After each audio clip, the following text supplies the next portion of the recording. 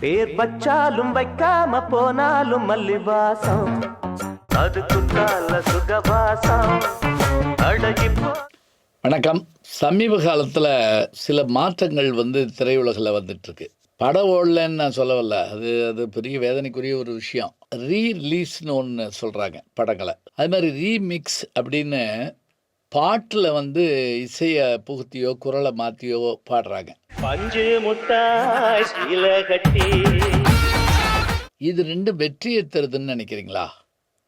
என்னை பொறுத்த மட்டும் என்ன அப்படின்னா, கர்ணன் படம் அது எடுக்கப்பட்டு வெளியிடப்பட்ட காலத்தில் பெருசாக ஜெயிக்கலைங்கிறாங்க. மாபெரும் வெற்றியை தரல. பிஆர் பந்துலு டைரக்ஷனில் சிவாஜி கணேசன் அவர்கள் நடித்த சூப்பர் ஹிட் படங்கள் எவ்வளோ பார்த்துருக்குறோம். அவர் கடைசியாக நடித்த படம் முரடன் முத்து தான். அவங்க ரெண்டு பேருடைய காம்பினேஷனில் வந்தது. அவர் எம்ஜிஆர் நோக்கி நகன்ட்டார்.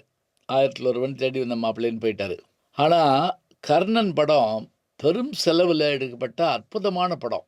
எம்எஸ் விஸ்வநாதன் மியூசிக்கு, என்டி ராமராவ் கர்ணனாக சிவாஜி கணேசன் பெரிய பெரிய கேரக்டரை வச்சு பிரமாதமாக பண்ணாங்க. அந்த படம் சரியாக போகலைங்க. ஆனால் அதை என்ன பண்ணாங்க அப்படின்னா, டிஜிட்டலைஸ் பண்ணி ரீரிலீஸ் பண்ணாங்க சில ஆண்டுகளுக்கு முன்னாடி.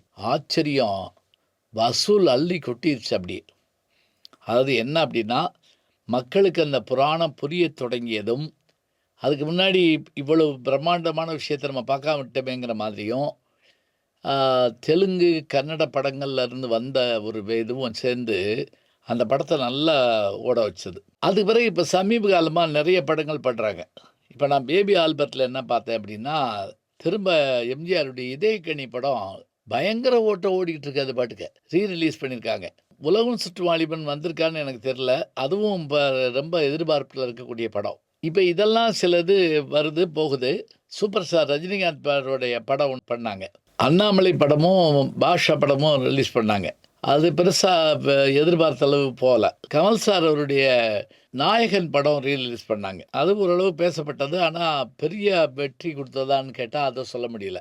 அதுக்கு பிறகு நிறைய படத்தில் நாங்கள் ரீரிலீஸ் பண்ண போகிறோம். இப்போ கூட அட்டகாசம் படம், அவருடைய அஜித் படம் வந்திருக்குங்கிறாங்க. இளைய தளபதி விஜய் அவர்களுடைய கில்லி படம் ரீரிலீஸ் பண்ணாங்க. அப்போ இந்த ரீரிலீஸுக்கான எதிர்பார்ப்பு இருக்கிறப்ப அதை பண்ணால் தான் அது வெற்றி பெறுது. நம்பர் 1. சரி, இன்னொன்று ரீமிக்ஸுக்கு வாங்க. அது என்ன, இந்த பழைய பாட்டவே அப்படியே எடுத்து பயன்படுத்துறதுங்கிறது ஒரு வகை. அல்லது அதே பாட்டை உல்டா பண்ணி பாடுறது, அந்த ராகத்தை வச்சுக்கிறது, உல்டா பண்ணி பாடுறது, அப்படி ஒரு வகை உண்டு.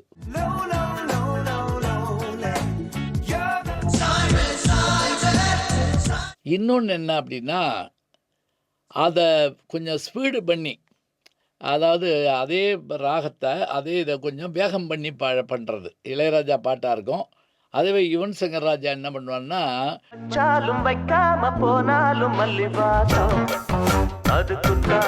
இப்படி ஸ்பீடு பண்ணுறதுனால அந்த நேரத்தில் கொஞ்சம் நல்லா இருந்ததே தவிர அந்த ஒரிஜினல் பாட்டினுடைய தன்மை போச்சுங்க.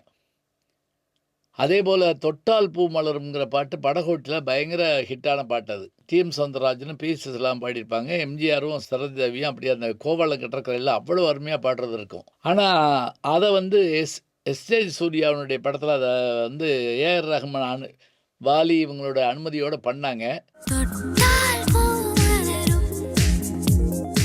ஒரு இடத்துல பேட்டி கொடுக்குறாருங்க எம்எஸ் விஸ்வநாதன். இந்த மாதிரியான இந்த ரீமிக்ஸ் பற்றி உங்களுடையது எனக்கு பிடிக்கவே இல்லை அப்படின்னு சொல்லிட்டார் ஒரே வார்த்தையில். நான் மலேசியா போயிருந்தப்போ இதை பற்றி கூட பேசிக்கிட்டு இருந்தேன். என்ன தம்பி, அதெல்லாம் ஒன்றும் இல்லை அப்படின்ட்டார். அப்போ பாருங்கள், நாம் ரசிச்சுக்கிட்டு இருந்த ஒரு விஷயம் எனக்கு ரொம்ப அதிர்ச்சியான ஒரு விஷயத்தை சொல்கிறேன். சில நேரங்கள் நான் பழைய பாட்டை பயணத்தில் கேட்டுக்கிட்டே போவேன். அப்போ என்னுடைய ஓட்டுநர் என்ன செய்வார்னா, இந்த பழைய பாட்டு போடவான்னு போட்டால் எனக்கு என்னென்ன அதிர்ச்சி ஏற்படும். ஒன்று, அதில் இருக்கக்கூடிய மியூசிக்கு, அதாவது வீணைக்கு பதிலாக என்ன பண்ணுவாங்க இவங்க, இந்த இதை வச்சு எலக்ட்ரானிக் மியூசிக் வச்சு போடுவாங்க. உயிரே போகிற மாதிரி இருக்குங்க கேட்குறப்ப.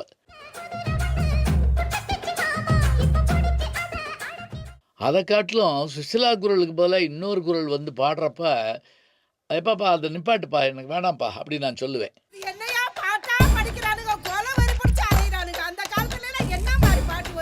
ரீமிக்ஸுங்கிற விஷயமோ ரீரிலீஸுங்கிற விஷயமோ புதுமையாக இருக்கே தவிர அது பெரும் வெற்றியை தருதுலாம் சொல்ல முடியலைங்க.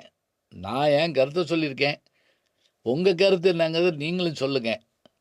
ஏன்னா நாம் புதுசாக செய்யறதுக்கு புதுசாக தான் செய்யணுமே தவிர பழசை நான் புதுசாக்குறேங்கிற மாதிரியான விஷயத்தில் வெற்றி கிடைக்குமான்னு எனக்கு தெரியல. பார்க்கலாம், புதிய விஞ்ஞானங்கள் புதிய சாதனைகளை செய்யும் நம்புவோம்.